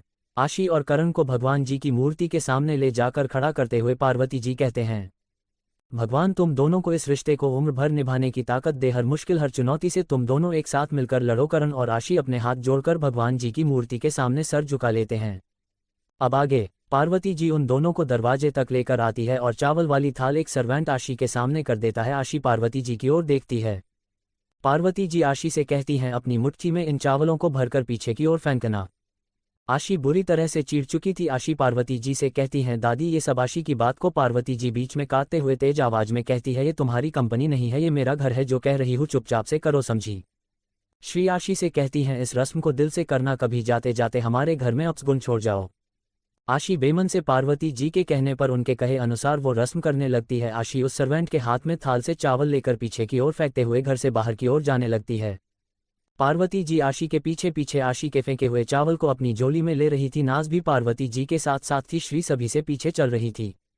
आशी बाहर आकर अपनी कार की ओर जाने लगती है। करण कहता है, मेरी गाड़ी में चलाएंगे, मेरी कार में चलेंगे। आशी कहती है, कहाँ है तुम्हारी कार। करण सामने इशारा करता है। सामने से एक वाइट कलर की फॉर्च्यूनर गोयल मैंशन के एंट्रेंस से अंदर आती है। वो करण के सामने आकर रुक जाती है। उसमें से एक लड़का उतरकर करण की ओर कार की चाबी करते हुए कहता है, सॉरी यार, थोड़ा लेट हो गया आने में। इतना कहकर वो करण को गले लगा लेता है। पीछे हटकर वो लड़का जैसे ही आशी को देखता है उसकी आंखें हैरानी से फैल जाती है। वो लड़का धीरे से करण के कान में कहता है, ये है तेरी वाइफ। करण बदले में अपनी पलकें झपका देता है। करण का दोस्त कहता है ये तो वही लड़की है ना जिसके कारण तुझे गोली। करण अपने दोस्त को घूर कर देखता है, बेचारा अपने बाकी के शब्द अपने मुंह में ही दबा लेता है। आशी जो करण के बगल में खड़ी थी उसने करण के दोस्त की बात सुन ली थी, लेकिन आशी को कुछ समझ नहीं आता। आशी अपने मन में कहती है मेरे कारण करण को गोली से क्या मतलब था इसका। करण के दोस्त को देखते हुए आशी कहती हैं। आशी करण की कार में बैठने से पहले एक बार पीछे मुड़कर देखती है, देव अभी भी नहीं आया था। आशी देव को कॉल करती है लेकिन देव आशी की कॉल को पिक नहीं करता। करण ड्राइविंग सीट की ओर बढ़ जाता है, तभी पीछे से एक आवाज़ आती है, मैं भी साथ चलूंगा। सभी उस ओर देखते हैं तो वह देव अपने सामान के साथ खड़ा था। देव आगे आते हुए सवेन से कहता है आशी दी के सामान के साथ मेरा सामान भी इनकी कार में रख देना, दी के साथ मैं भी जा रहा हूँ। सभी देव की बात सुन शॉक्ड थे। पार्वती जी देव से कहती हैं ये क्या बचपना है। देव कहता है पार्वती देवी ये बचपना नहीं, मैं भी दी के साथ वहां जाऊंगा। अगर मुझे लगेगा कि इसकी फैमिली मेरी दी को टॉर्चर कर रही है तो मैं दी को अपने साथ लेकर वापस आ जाऊंगा। करण की ओर घूरते हुए देव कहता है। श्री कहती है क्या हरकत है ये देव, तुम्हारे कॉलेज का क्या होगा, तुम कहीं नहीं जाओगे। देव तेज आवाज में कहता है मैं जाऊंगा, मतलब मैं दी के साथ जा रहा हूं। आशी देव से कहती हैं देव तुम्हें यहाँ फैमिली के साथ रहना चाहिए, पापा को कभी भी तुम्हारी ज़रूरत पड़ सकती है। देव कहता है डैड के पास उनके केयर टेकर सुकेश है और बाकी सबके लिए रोनी, मैं आपके साथ जाऊंगा। दी वैसे आप अपने हस्बैंड से पूछ लीजिए, उनको कोई प्रॉब्लम तो नहीं है। करण देव से कहता है साले साहब मन्ने कोई दिक्कत को नहीं, तू जान आला बन हम राखन आले बनाएंगे। साले साहब मुझे कोई परेशानी नहीं, तुम जाने वाले बनो हम रखने वाले बनेंगे। इतना कहकर करण ड्राइविंग सीट पर बैठ जाता है। करण का दोस्त पीछे वाली सीट पर, देव भी पीछे वाली सीट पर बैठ जाता है। आशी भी पीछे वाली सीट पर बैठने के लिए दरवाज़ा खोलने को होती हैं, लेकिन उससे पहले ही नाज आगे की सीट का दरवाज़ा देती है और आशी से कहती है मेरे हैंडसम जीजू को आप सब ड्राइवर बनाना चाहते हैं। इतना कह नाज आशी को करण के बगल वाली सीट पर बैठने का इशारा करती है। आशी बैठ जाती है। आशी बैठे ही अपनी चुन्नी को उतार कर डैशबोर्ड पर रख देती है। आशी के बैठे ही करण कार स्टार्ट कर देता है। सभी घर वाले घर में अंदर चले जाते हैं। श्री बड़बड़ाती हुई अपने कमरे में चली जाती है। बला टली। पार्वती जी को ये सुन बुरा लगता है, लेकिन पार्वती जी श्री को इग्नोर कर सुकेश से आकाश को रूम में ले जाने को कह अपने रूम में चली जाती है। नाज अपने रूम में जाते ही मीतू के पास फोन मिलाती है। मीतू 2 ही रिंग में कॉल अटेंड कर लेती है। मीतू के हेलो कहते ही इधर से नाज एक ही सांस में अपनी बात कहती है, तुझे पता है मिस्टर हैंडसम तेरे बड़े भाई की वाइफ कौन है? मेरी दी आशी जिंदल। क्या? मीतू शॉक थी। मीतू भी बस इतना जानती थी कि उसके भाई ने शादी कर ली, लेकिन वो ये नहीं जानती थी कि किससे की है। मीतू 1-2 बार आशी से मिल चुकी है। जब आशी नाज को कॉलेज से लेने या छोड़ने आई है, मीतू हैरानी से कहती है तेरी उस सदूदी से शादी की है मेरे भाई ने। नाज मीतू को वार्निंग देने के लहजे में कहती है अगर मेरी दी के लिए ये शब्द दोबारा यूज किया ना तो मुझसे बुरा तेरे लिए कोई नहीं होगा। इतना कहकर नाज कॉल कट कर देती है। उधर कार में करण का दोस्त कहता है तू मुझे अगले चौक पर छोड़ दियो, अर्जुन मुझे लेने आ रहा है। करण पूछता है अर्जुन तेरी गेल रह है अक्ष, क्या अर्जुन तेरे साथ रह रहा है अक्ष? अक्ष कहता है नहीं मुझे बस लेने आ रहा है। क्यों, तू ऐसा क्यों पूछ रहा है? करण किमे ना बस नू एक कुछ नहीं बस ऐसे ही। थोड़ी देर बाद अक्ष कहता है बस बस यही साइड में रोक दे। करण कार वही साइड में लगा देता है। सामने से बाइक पर अक्ष को लेने अर्जुन आ जाता है। अर्जुन को देख अक्ष के साथ करण भी कार से उतर जाता है। करण नीचे उतरने से पहले आशी और देव से कहता है मेरा 5 मिनट वेट करना मैं अभी आया, मेरा 5 मिनट वेट करना मैं अभी आया। करण को देख अर्जुन अपना मुंह बना लेता है। उसे याद आता है कि आज सुबह मैच में करण ने उसे स्टार्टिंग 7 प्लेयर्स में नहीं लिया था। ये सोच अर्जुन की आंखें लाल हो जाती है। अर्जुन का मन कर रहा था कि करण का सर फोड़ दे। करण अर्जुन से कहता है साइड में आ, किम बात करनी है, साइड में आ कुछ बात करनी है। अर्जुन करण से कहता है और तुम्हें ऐसा क्यों लगता है कि मैं तुमसे बात करूंगा? करण अर्जुन को समझते हुए कहता है एक बार साइड में आ, एक बार साइड में आ। अक्ष भी अर्जुन से कहता है एक बार बात करने में क्या जा रहा है, साइड में जाकर बात कर ले, सुन ले वो कहना क्या चाहता है। अर्जुन का गुस्सा और बढ़ जाता है। वो गुस्से से अक्ष से कहता है मैं तुझे यहाँ लेने आया हूँ, तुझसे एडवाइस लेने नहीं आया। अर्जुन अपनी बाइक को साइड में लगाकर नीचे उतरकर करण के ठीक सामने आकर खड़ा होकर कहता है जा नहीं करनी, तुझसे कोई बात नहीं चाहिए, तेरी कोई सलाह अपने इस ज्ञान को अपने पास रख, वही हर बार की तरह तुझे डायलॉग सेम मारने हैं। करण कहता है मैं जानू हूँ तू नाराज सा क्योंकि तू स्टार्टिंग 7 में ना लिया, उसका रीजन तो जान ले, ऐसा क्यों करा? मैं जानता हूँ तू नाराज है क्योंकि तुझे स्टार्टिंग 7 में नहीं लिया, उसका रीजन तो जान ले, ऐसा क्यों किया? अर्जुन क्योंकि तू नहीं चाहता कि मैं तुझसे आगे निकल जाऊँ, तू गलत सोचे सर। अर्जुन तू गलत सोच रहा है अर्जुन, करण कहता है। अर्जुन मुझे पता है कौन गलत है और कौन सही, इतना कहकर अर्जुन जाने लगता है। करण अर्जुन के कंधे पर हाथ रखते हुए कहता है मतलब क्या है तेरे कहने का, मतलब क्या है तेरे कहने का? अर्जुन को ये देख गुस्सा आ जाता है। करण का हाथ अर्जुन अपने कंधे से गुस्से में झटक देता है और करण की शर्ट की कॉलर को पकड़ लेता है। अर्जुन के ऐसा करने से करण की शर्ट के 2 बटन टूट जाते हैं। ये देख करण को गुस्सा आ जाता है और गुस्से में अपना हाथ का मुक्का बनाकर उठा लेता है। करण अपने हाथ को हवा में ही अर्जुन के चेहरे के पास ले जाकर रोक लेता है। करण गुस्से से अक्ष से कहता है, ले जा इसने आड़े तय, और याद रखिए अर्जुन मेरी कॉलर टच करण का हक सिर्फ मन ने जिस्ताई दिया है, न बस उस तक किए वादे खातर तन्ने छोड़ू हूँ। ले जा इसे यहाँ से, और याद रखना अर्जुन मेरी कॉलर टच करने का हक सिर्फ मैंने जिसे दिया है, न बस उससे किए वादे के लिए तुझे छोड़ रहा हूँ। करण अपना गुस्सा कंट्रोल करने के लिए पलट जाता है। देव और आशी को कुछ सुनाई नहीं दे रहा था, पर इतना तो समझ आ रहा था बॉडी लैंग्वेज से कि वो दोनों आपस में बहस कर रहे हैं। लेकिन जब अर्जुन ने करण की कॉलर पकड़ी तो आशी ये देख कार से उतर जाती है और करण के पास जाकर कहती हैं, करण प्लीज चलो यहाँ से, क्यों बीच सड़क पर यूं किसी से झगड़ा कर रहे हो। करण एक गहरी सांस लेते हुए आशी से कहता है, तेरते किसने कही नीचे उतरन की, तुम्हें किसने कहा नीचे उतरने के लिए। आशी को करण की आवाज में गुस्सा साफ महसूस हो रहा था। अक्ष अर्जुन को बाजू से खींचते हुए बाइक पर बैठाकर बाइक स्टार्ट कर वहां से जबरदस्ती अपने साथ ले जाता है। आशी ने करण को डाइवोर्स के नाम पर गुस्सा होते हुए देखा था। जब भी कभी आशी डाइवोर्स के लिए करण पर ज्यादा जोर देती थी तब करण गुस्सा करता था, लेकिन आज तो करण के गुस्से की कोई हद ही नहीं थी। इतने गुस्से में आशी ने करण को पहले नहीं देखा था। अर्जुन के जाने के बाद करण गुस्से से टायर पर लात मारता है। करण की नज़र जैसे ही आशी और करण पर जाती है, अपने आप को करण कंट्रोल करने की कोशिश करता है। करण कार से एक पानी की बोतल निकाल सारा पानी अपने सर पर डाल लेता है, लेकिन अभी भी उसका गुस्सा पूरी तरह से शांत नहीं हुआ था। देव पर भी करण इतना गुस्सा नहीं हुआ था। जब देव ने करण पर हाथ उठाया था, देव भी आगे आने की हिम्मत नहीं कर रहा था, बस कार के पास ही खड़ा था। आशी भी आगे कुछ नहीं कहती, क्योंकि वो खुद भी नहीं जानती थी कि इस समय करण का गुस्सा कैसे शांत होगा। कार में करण का फोन बार बार रिंग हो रहा था। आशी और देव दोनों ही कार से बाहर खड़े थे। देव आशी से कहता है, दी ये तुम्हारा हस्बैंड इतने गुस्से में क्यों है, कैसे भी करो अपने हस्बैंड का गुस्सा शांत करवाओ, हमें रात यही सड़क पर नहीं बितानी। Episode 18 my love. करण गुस्से में था क्योंकि अर्जुन ने उसके कॉलर को पकड़कर उसकी मेलीगो को हट किया था। करण को पसंद नहीं कि कोई इस तरीके से उसकी कॉलर पकड़े, लेकिन अर्जुन के कॉलर पकड़ने से करण की शर्ट के 2 बटन भी टूट गए थे और ना ही अर्जुन करण की बात सुनने या समझने को तैयार था। अब आगे देव की नज़र कार में बज रहे फोन पर जाती है। देव आशी से कहता है, दी आपका फोन बज रहा है। जैसे ही कार से फोन को निकालती हैं, वो फोन एक बार फिर बजता है। स्क्रीन पर दिल माई लव दिल 2 हार्ट इमोजी के साथ शो हो रहा था। देव आशी से कहता है, दी अगर आपका कोई और बॉयफ्रेंड है तो आपको उससे शादी करनी चाहिए थी, ना इस देसी से। क्योंकि आशी घूर कर देखती है। देव चुप हो जाता है। आशी कहती है, ये मेरा नहीं करण का फोन है। इसका मतलब करण की कोई गर्लफ्रेंड है, देव कहता है। आशी के दिमाग में कुछ क्लिक करता है। आशी अपनी टाउन ट्विस्ट करते हुए अपने आप से कहती है, अगर सच में करण तुम्हारी कोई और गर्लफ्रेंड है तो मेरे लिए तो आसान हो जाएगा डाइवोर्स फाइल करना। इतना कह आशी एक एविल स्माइल करती है। देव आशी से कहता है, दी कहाँ खो गए। आशी, कहीं नहीं। तभी सेम नंबर से फिर से कॉल आती है। आशी कंफर्म करना चाहती थी कि दूसरी ओर कौन है। देव कहता है, फोन पिक कर लो दी, तभी तो पता चलेगा आखिर कौन है, ऐसा मौका दोबारा नहीं मिलेगा। जैसे ही आशी कॉल को पिक करके स्पीकर पर डालती है, सामने वाले की बात सुन देव को अपनी दी की किस्मत पर हंसी आ जाती है। देव भी जानता था कि आशी क्या सोच कर बैठी है। अगर ये सच में करण की गर्लफ्रेंड होगी तो उधर से एक लेडी की परेशानी से भरी आवाज आती है, करण बेटा कहाँ हो तुम लोग, मेरा फोन क्यों नहीं पिक कर रहा, पता है कितनी फिक्र हो रही है हमें तुम लोगों की, अब तक तो तुम्हें घर आ जाना चाहिए था। इतना सब वो लेडी एक सांस में बोल देती है। आशी एक बार फोन की ओर एक बार देव की ओर देखकर घूरती है। देव अपनी हंसी को कंट्रोल करता है, इशारे से आशी से फोन पर बात करने को कहता है। उधर से वो लेडी, हेलो हेलो करण बेटा कुछ तो बोलो, तुम्हारी खामोशी मुझे डरा रही है। तभी आशी अपनी वॉइस को नॉर्मल करते हुए कहती है, आंटी जी हम सब ठीक है और हम घर तब आएंगे जब करण कार चलाएगा। क्या कुछ हुआ है, वो लेडी कहती हैं। आशी एक गहरी सांस ले करण और अर्जुन की हुए बहस के बारे में बता देती हैं। आशी करण की ओर देखती है जो कार से 100 मीटर की दूरी पर खड़ा था। वो लेडी कहती हैं, वो क्या अभी भी गुस्से में है। तभी पीछे से देव कहता है, हाँ आंटी जी। वो लेडी हल्की सी मुस्कुरा कर कहती है, मेरी उससे बात करवाओ, अगर वह हम पर गुस्सा करेगा तो हम क्या करेंगे। देव बेचारगी से कहता है, वो बिल्कुल भी नहीं करेगा, बस एक बार फोन को उसके पास ले जाकर स्पीकर पर रखकर मेरी बात करवाना, मैं भी देखूं कि अपनी माँ की बात कैसे नहीं मानेगा। वो लेडी कहती हैं। देव कहीं ना कहीं ये जान खुश होता है कि जो अपनी माँ से इतना प्यार करता है कि अपनी माँ का नंबर अपने फ़ोन में माई लव से ऐड किया है, तो वह अपनी को वाइफ को कितना प्यार करेगा।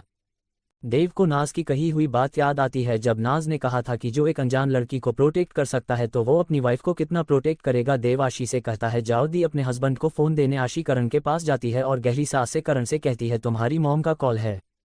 करण कुछ नहीं कहता। कॉल पर करण की मां कहती है, तेरी लड़ाई तो अर्जुन से हुई है तो तू मुझसे बात क्यों नहीं कर रहा, क्या अब तू अपनी मां से भी नाराज है जो यहाँ आने में लेट कर रहा है। हूँ करण आशी के हाथ से अपना फ़ोन लेकर स्पीकर पर से हटाकर अपनी माँ से कहता है, सॉरी माँ, मेरे में इतनी हिम्मत कित की जिसने मेरे तय ज़िंदगी दी, मैं उस तय नाराज़ हो जाओ। सॉरी माँ, मुझमें इतनी हिम्मत कहा कि जिसने मुझे ज़िंदगी दी मैं उससे नाराज़ हो जाओ। उधर से करण की माँ कुछ कहती हैं और करण के चेहरे पर एक बड़ी सी स्माइल आ जाती है। करण अपनी कार में जाकर ड्राइविंग सीट पर बैठ जाता है। आशी वही खड़ी करण से को हैरानी से देख रही थी। देव का भी सेम रिएक्शन था।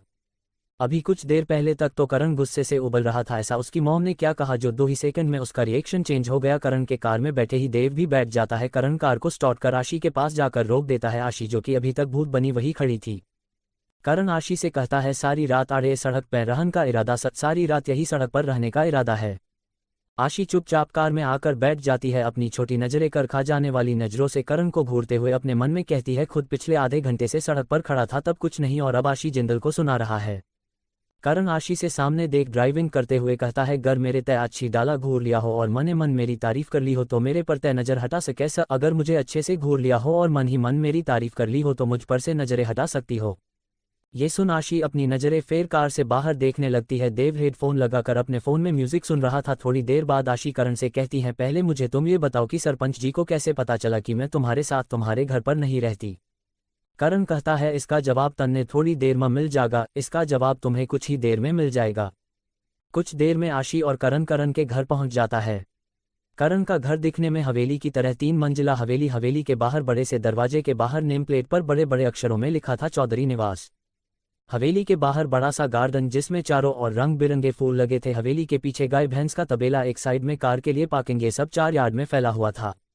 हवेली बाहर से दिखने में बहुत सुंदर थी। आशी और करण की कार हवेली के मेन दरवाजे पर आकर रुकती है। करण कार से उतरता है और फिर आशी की साइड का दरवाजा खोलता है। करण आशी की ओर हाथ बढ़ाता है। आशी एक बार करण का चेहरा देखती है और एक बार करण के हाथ को। आशी बिना करण का हाथ पकड़े कार से नीचे उतर जाती है। करण के चेहरे पर एक हल्की सी स्माइल आ जाती है, या ना सुधरे, ये नहीं सुधरेगी।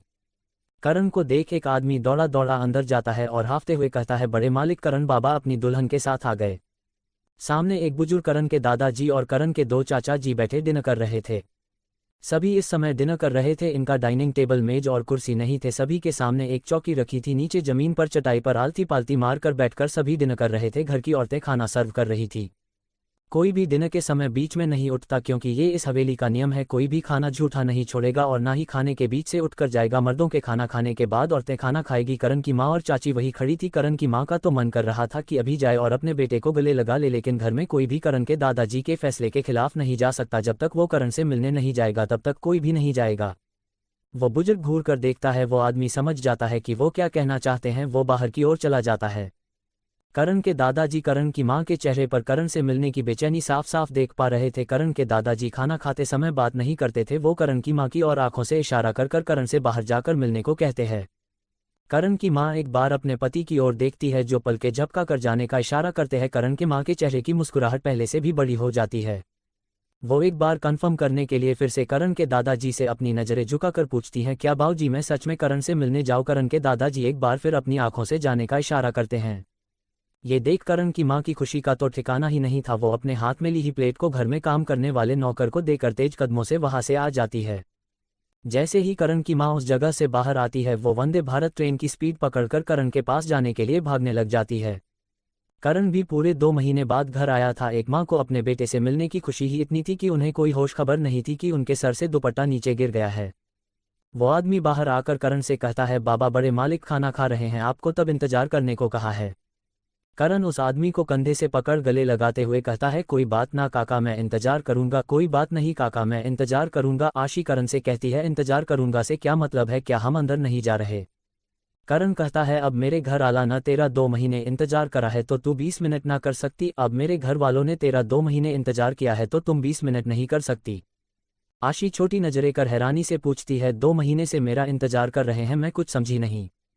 करण कहता है, मेरे घर वाले पिछले 2 महीना तेरे तय मिलना चाहते थे पर तेरी सुई तो डाइवोर्स पर अटकी थी। मेरे घर वाले पिछले 2 महीनों से तुमसे मिलना चाहते थे पर तुम्हारी सुई तो डाइवोर्स पर अटकी हुई थी। देव कार से उतरकर जब वो हवेली देखता है तो अंगड़ाई लेते हुए कहता है, ये कोई टूरिस्ट स्पॉट है? करण कहता है, नहीं ये मेरा घर है। देव आंखें फाड़े चोरों और निहारने लगता है। उसे यकीन नहीं हो रहा था फिल्म ड्रामा में दिखाई जाने वाली हवेली की तरह जो उसके सामने हवेली है वो करण का घर है। अब देव को अपने घर में करण से कही हुई बातें याद आ रही थी। अब उसे अब गिल्ट हो रहा था कि बिना सच जाने की करण कहाँ रहता है, कितना कमाता है, बिना कुछ सोचे समझे उसने करण की इंसल्ट कर दी थी। एपिसोड 19 मेरी बहू तो परी। करण को बिना कुछ सोचे समझे देव ने जो भी कुछ कहा था अपने घर में उस बारे में सोचकर अब देव को गिल्ट हो रहा था कि किसी को ऐसे ही बिना जाने जज नहीं करना चाहिए। अब आगे देव कुछ कहने वाला होता है करण से, तभी करण के पीछे से एक आवाज आती है। करण। वो आवाज सुनकर करण के चेहरे पर एक बड़ी सी स्माइल आ जाती है। जैसे ही करण हवेली के दरवाजे की ओर पलटता है, वहां दरवाजे पर खड़ी उसकी मां जोर जोर से हाफ रही थी और गहरी गहरी सांसें ले अपने आप को नॉर्मल कर रही थी। करण की मां जैसे ही हवेली की चौखट से अपना कदम बाहर रखती है, करण भी 2 कदम अपनी मां की ओर बढ़ा देता है। करण की मां ने सलवार सूट पहना था, सर पर से उनकी चुन्नी उतर गई थी। अगर पिन से अटैच नहीं होती तो पता नहीं कहा के मारे कहा होती। बाल आगे की ओर बिखरे पड़े थे, चेहरे पर पसीना साफ नजर आ रहा था। करण की मां की आंखें नम हो जाती है। वो धीरे धीरे कदमों से करण की ओर बढ़कर करण के सामने जाकर खड़ी हो जाती है। करण अपने हाथ फैलाकर अपनी मां से मजाक करते हुए कहता है, सिमरन अपने करण ने बस देखती रहेगी, गले ना लगावे। सिमरन अपने करण को बस देखती रहेगी, गले नहीं लगाएगी। करण की मां बस करण को ऐसे ही देखती रहती है और अपनी गर्दन हाँ में हिला देती है। तभी उनके पीछे से एक आवाज आती है, करण की मां अब तो अपने बेटे को गले लगा लो। अभी तक तो वंदे भारत ट्रेन की स्पीड से भागती हुई आई थी, अब आपने चींटी से भी पीछे छोड़ दिया अपने आप को अपनी इस स्पीड से। या फिर हमें डायलॉग मारना पड़ेगा, जा सिमरन जा, जी ले अपनी जिंदगी, मिल ले अपने करण से। सिमरन जी करण के गले से लग जाती है और करण के सीने में अपना चेहरा छुपा लेती है और सामने खड़े अपने हस्बैंड से कहती है, आप भी क्या बच्चों के सामने मुझ पर डायलॉग मार रहे हैं। करण हंसते हुए कहता है, ये डायलॉग सिमरन के बाबूजी का था, पति का ना था। यो डायलॉग सिमरन के बाबूजी का था, पति का नहीं था। कुछ देर ऐसे ही गले लगे रहने के बाद सिमरन जी करण से पीछे हो जाती है और करण का चेहरा अपने हाथों में थाम पंजों के बल होकर करण के माथे को चूम लेती है। सिमरन जी की आंखों से पानी बह जाता है। पूरे 2 महीने बाद जो उन्होंने अपने बेटे का चेहरा देखा था। करण अपनी मां के आंसू साफ करते हुए कहता है, आई हेट टीयर्स। सिमरन इतना कह फिर से अपनी मां को गले से लगा लेता है और उनके बालों चूम लेता है। करण कुछ देर बाद पीछे हटता है। सिमरन जी करण से कहती हैं, बहुत डायलॉग मार लिए, अब बता मेरी बहू को लाने में इतनी देर क्यों की। करण पीछे खड़ी आशी के पास अपनी मां को कंधे से पकड़ कर लेकर जाता है और कहता है, लो आ गई आपकी बहू, मैं जानू हूं क्यों का आई है। लो आ गई आपकी बहू, मैं ही जनता है कैसे आई है। आशी करण की ओर घूर कर देखती है। सिमरन जी आशी के चेहरे को थाम कर उसकी बलाई लेते हुए कहती है, मेरी बहू तो परी है एक। सिमरन जी की बात को आशी बीच में काटते हुए कहती है, आंटी जी परी नहीं, मेरा नाम आशी जिंदल है। ये सुन वहां खड़े सभी हंसने लग जाते हैं। आशी देव की ओर घूरती है। देव अपनी हंसी को कंट्रोल करते हुए कहता है, दी ये परी आपका नाम नहीं बता रही, जो आप आंटी जी को अपना नेम करेक्शन कर रहे हैं। आंटी जी का कहने का मतलब है जो पारियों की कहानियों में सुंदर सी खूबसूरत सी परी को डिस्क्राइब किया गया है, आप बिल्कुल वैसे हो। देव इतना कहकर आशी के कंधे पर सर रखकर फिर से जोर जोर से हंसने लग जाता है। आशी सिमरन जी की ओर देखती है, हाँ में अपनी पलकें झपकाकर देव की बात में हामी भरती है।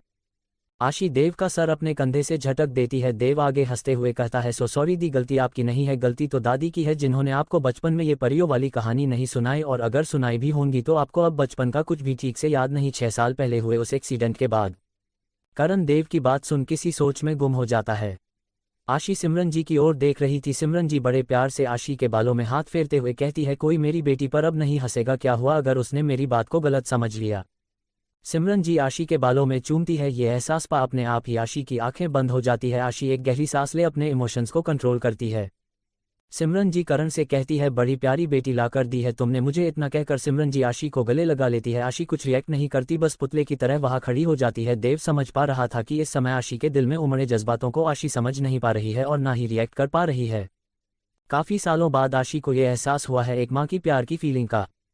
सिमरन जी कहती है, कोई बात नहीं, अगर अब आशी सुनना चाहें तो मैं इसे जरूर सुनाऊंगी, वो बचपन की दादी नानी वाली कहानियां।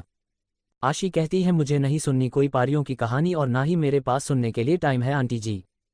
सिमरन जी कहती हैं, आंटी जी क्या लगा रखा है करण के जैसे, तुम भी मुझे माँ कहकर बुलाओ, अब मैं तुम्हारी भी माँ हूँ। आशी इमोशनलेस खड़ी हो जाती है। आशी को समझ नहीं आ रहा था कि कैसे रिएक्ट करना है। देव आशी के कंधे पर हाथ रखकर धीरे से कहता है, अच्छा हुआ मैं यहाँ आ गया दी, वरना मैं आपकी इस माँ से मिलना मिस कर देता। देखो ना अब आपको कोई खुलकर माँ कहने का हक दे रहा है। इस समय आशी और देव दोनों की ही आंखें नम थी। सिमरन जी सामने खड़ी कंफ्यूजन से दोनों की ओर देख रही थी। सिमरन जी देव और आशी दोनों के चेहरे को अपने हाथों में थाम कर दोनों से कहती हैं, क्या हुआ तुम दोनों को ऐसे आंखें नम क्यों की है। देव कहता है, कुछ नहीं आंटी जी, बस मैंने तो सोचा था मेरी दी की सास कोई टीवी सीरियल्स वाली खडूस सास होगी, लेकिन आप तो बहुत स्वीट सी है आंटी जी। सिमरन जी कहती है, तुम भी बहुत क्यूट हो। तभी पीछे से एक रौबदार आवाज आती है, अपनी बहू को इस घर के तौर तरीके सिखा देना बड़ी बहू। ये आवाज सुनते ही सिमरन जी अपनी सूट की चुन्नी को सर पर रख लेती है और आशी के साड़ी के पल्लू को आशी के सर पर रख देती है। आशी तो बस सिमरन जी को देखकर समझने की कोशिश कर रही थी कि वह करना क्या चाहती है। सिमरन जी अपनी नजरें झुकाकर कहती है, जी बाऊ जी। जैसे ही आशी उस ओर देखती हैं वहां करण के दादाजी खड़े थे। आशी तो अपनी आंखें फाड़े उन्हें हैरानी से देख रही थी। आशी करण के दादाजी को देख हैरान रह जाती है, आंखें फाड़े बस उन्हें ही देख रही थी। आशी फिर करण की ओर देखती है। करण एक स्माइल कर एक आईब्रो उचका देता है, मानो कह रहा हो मिल गया तुम्हारे सवाल का जवाब। आशी उन्हें देख अपने मन में कहती है ये तो सरपंच जी है, इसलिए इन्हें पता था कि मैं इस घर में करण के साथ नहीं रहती। करण के दादाजी के पीछे पीछे करण के चाचा चाची भी बाहर आ जाते हैं। घर के सभी मेंबर्स वही गार्डन में मौजूद होते हैं। करण आशी का हाथ पकड़कर अपने दादाजी के पास लेकर जाता है। देव भी उनके पीछे चला जाता है। करण अपने दादाजी के सामने आकर खड़ा हो जाता है। करण पहले अपने दादाजी के गले लगता है, फिर पीछे हटकर आशी की ओर इशारा करता है। आशी को समझ नहीं आता करण क्या कहना चाहता है। देव आशी के पीछे खड़ा आशी के कान में कहता है अपने हस्बैंड के साथ उनके पैर छुओ जाकर दी। आशी करण के ठीक बगल में आकर खड़ी हो जाती है और दोनों एक साथ करण के दादाजी के झुककर पैर छूते हैं। करण के दादाजी दोनों को आशीर्वाद देते हैं, सदा खुश रहो। जैसे ही आशी और करण वापस से ऊपर उठते हैं, आशी के सर से पल्लू नीचे गिर जाता है। करण के दादाजी आशी को घूरते हैं। जब करण अपने दादाजी को आशी की ओर घूरते हुए पता है तो करण आशी के साड़ी के पल्लू को उसके सर पर रख देता है। सिमरन जी आगे आते हुए कहती है बाउल जी माफ कर दीजिए, धीरे धीरे आदत पड़ जाएगी। देव भी उनके पैर छूकर मजाकिया अंदाज में सीरियस हो रहे माहौल लाइट करने के लिए कहता है दादाजी ये आपकी बड़ी बड़ी मुझे असली है, क्या मैं आपकी एक फ़ोटो खींच सकता हूँ। करण के दादाजी घूरकर देव को देखते हैं। देव उनको गुस्से में देख कहता है मैं तो मजाक कर रहा था दादाजी। करण के दादाजी कहते हैं इन दोनों ने शादी तो अचानक से कर ली, बिना रीति रिवाजों को निभाए। हम उम्मीद करते हैं बड़ी बहू कम से कम स्वागत तो इनका रीति रिवाजों के साथ हो। इतना कहकर करण के दादाजी हवेली के अंदर चले जाते हैं। करण और आशी उसके बाद अपने छोटे चाचा चाची जी के पास जाकर उनके भी पैर छूते हैं। करण के चाचा जी कहते हैं तुम दोनों हमेशा खुश रहो। करण की चाची जी कहती है शादी में तो हमें बुलाया ही नहीं, पर फिर अब शादी तुम दोनों ने सभी को बिना बताए शादी कर ही ली है, तो अब हम क्या कर सकते हैं, बस आशीर्वाद ही दे सकते हैं। खुश रहो, सदा सुहागन रहो, आशी से कहती है। करण की चाची सिमरन के पास जाकर कहती हैं हाय हाय जेठानी जी, अब तो आपका बड़ा बेटा आपके हाथ से गया ही समझो। इतनी सुंदर बीवी होने के बाद कोई अपनी माँ की होश खबर हाल चाल क्यों ही लेगा भला। अब तो आपका करण भी अपनी बीवी के पल्लू से बंध जाएगा। सिमरन जी हंसकर उनके चेहरे को अपने हाथ में लेकर कहती हैं देवरानी जी आप जरूरत से ज्यादा ही सोच रही है। करण की चाची जेठानी जी मैं सही कह रही हूँ, जमाना तो है ही नौकर वोटी दार नौकर बीवी का। सिमरन जी परेशानी से भरे स्वर में कहती है वैसे देवरानी जी आप सही कह रही है, जमाना तो है ही नौकर वोटी दा, तो बच्चे क्यों पीछे रहेंगे, वो भी तो जमाने के हिसाब से चलेंगे। अगर मेरा करण मेरे हाथ से चला भी गया तो मेरे पास तो मेरा दूसरा बेटा है, लेकिन तुम्हारा तो एक ही बेटा है आदित्य, तो तुम अपने बेटे की सोचो देवरानी जी, और करण की शादी के बाद उसी का नंबर है अब शादी का। इतना कहकर सिमरन जी हंसकर करण और आशी के पास आ जाती है। करण की चाची को उसकी ख्याली दुनिया में अपने इस सवाल के साथ उलझाकर करण सिमरन जी से कहता है सिमरन अब तू भी अपने राज धोरे खड़ी हो जा और जोड़े ते हमने आशीर्वाद दे। देख सिमरन अब तू भी अपने राज के पास खड़ी हो जाओ और एक साथ हमें आशीर्वाद दे दो।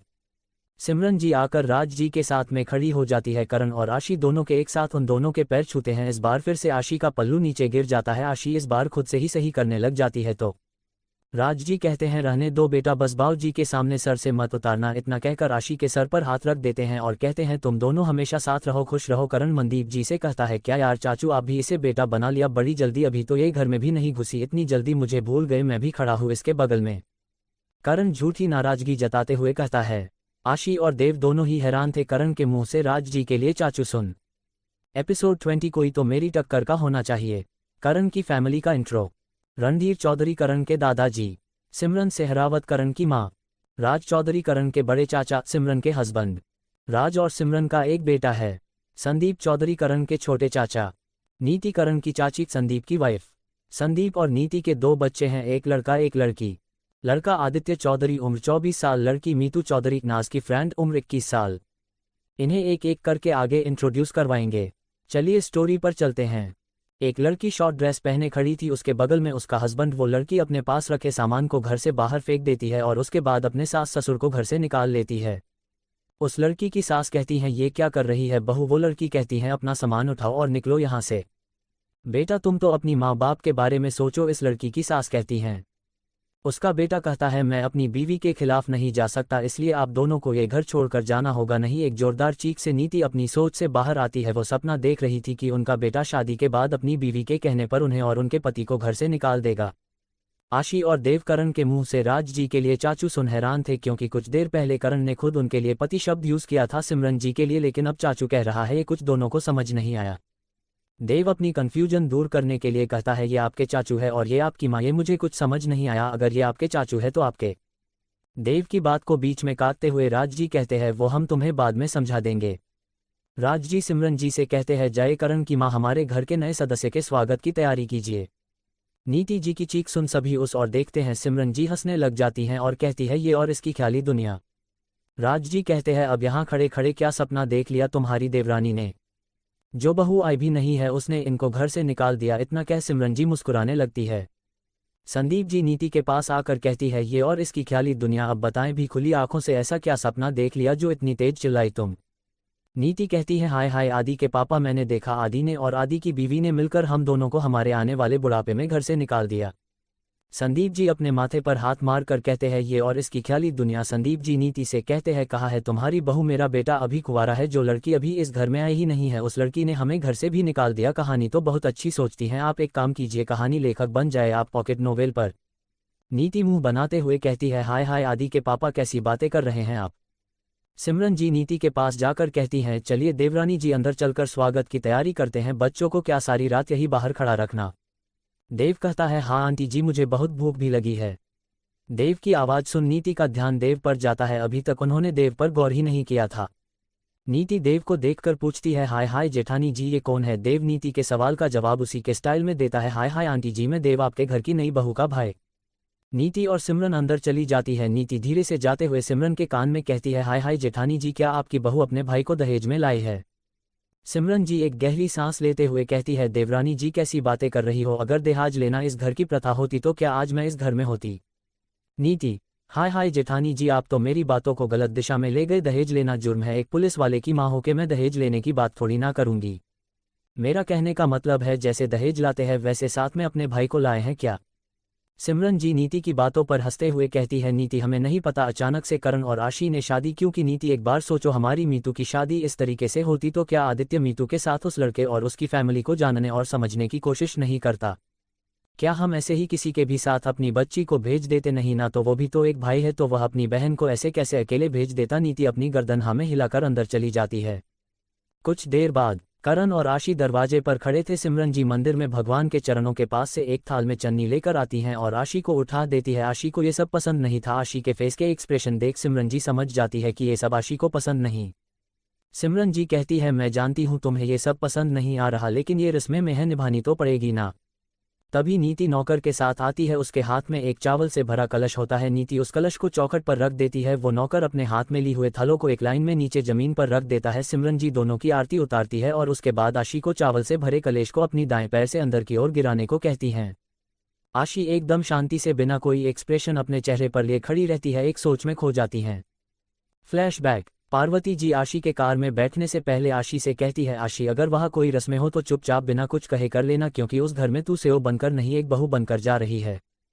तुझे थोड़ा सा झुकना होगा अपने रिश्ते और उन नए रिश्तों को निभाने के लिए जो करण के साथ जुड़े हुए तुझसे भी जुड़ने वाले हैं। लेकिन दादी मुझसे ऐसा कुछ करने की उम्मीद मत रखिए, आशी कहती हैं। पार्वती जी कहती है आशी अपनी दादी की बात नहीं मानेगे तू, पहली बार तेरी दादी तुझे कुछ मांग रही है। आशी आप मुझे ब्लैकमेल कर रहे हो दादी, लेकिन ठीक अगर मुझे लगा कुछ गलत हो रहा है तो मैं चुप नहीं रहूंगी। फ्लैशबैक एंड देव आशी से कहता है क्या सोच रही हो दी, जो आंटी जी कह रही है वो करिए। आशी सिमरन जी के कहे अनुसार उस चावल के कलश को गिराकर अंदर आ जाती है। फिर आलते की थाल में पैर रखकर आगे अपने पैरों की छाप छोड़ती हुए आगे बढ़ती है। सामने जमीन पर रखे हुए थालों की ओर देखती है। सिमरन जी कहती है इन सभी थाल को एक के ऊपर एक रखना है, वो भी बिना आवाज किए।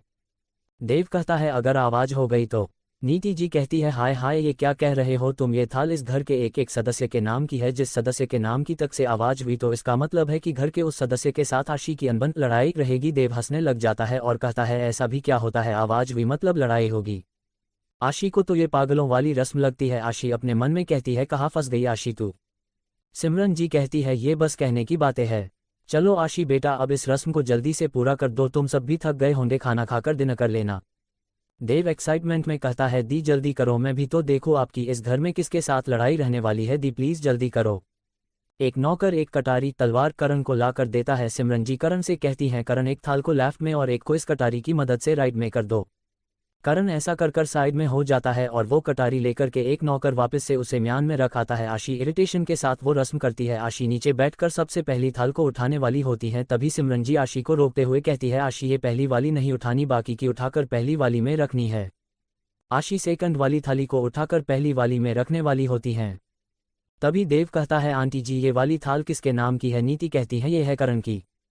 करण का नाम सुनते ही आशी के हाथ से थाल छूटने को हो जाती है, लेकिन आशी संभाल कर रखती है, फिर भी उससे हल्की सी आवाज हो ही जाती है। नीति कहती है, हाय हाय करण, ये तो तुझसे लड़ने वाली है, तो हम बाकी घर वालों का तो कहना ही क्या।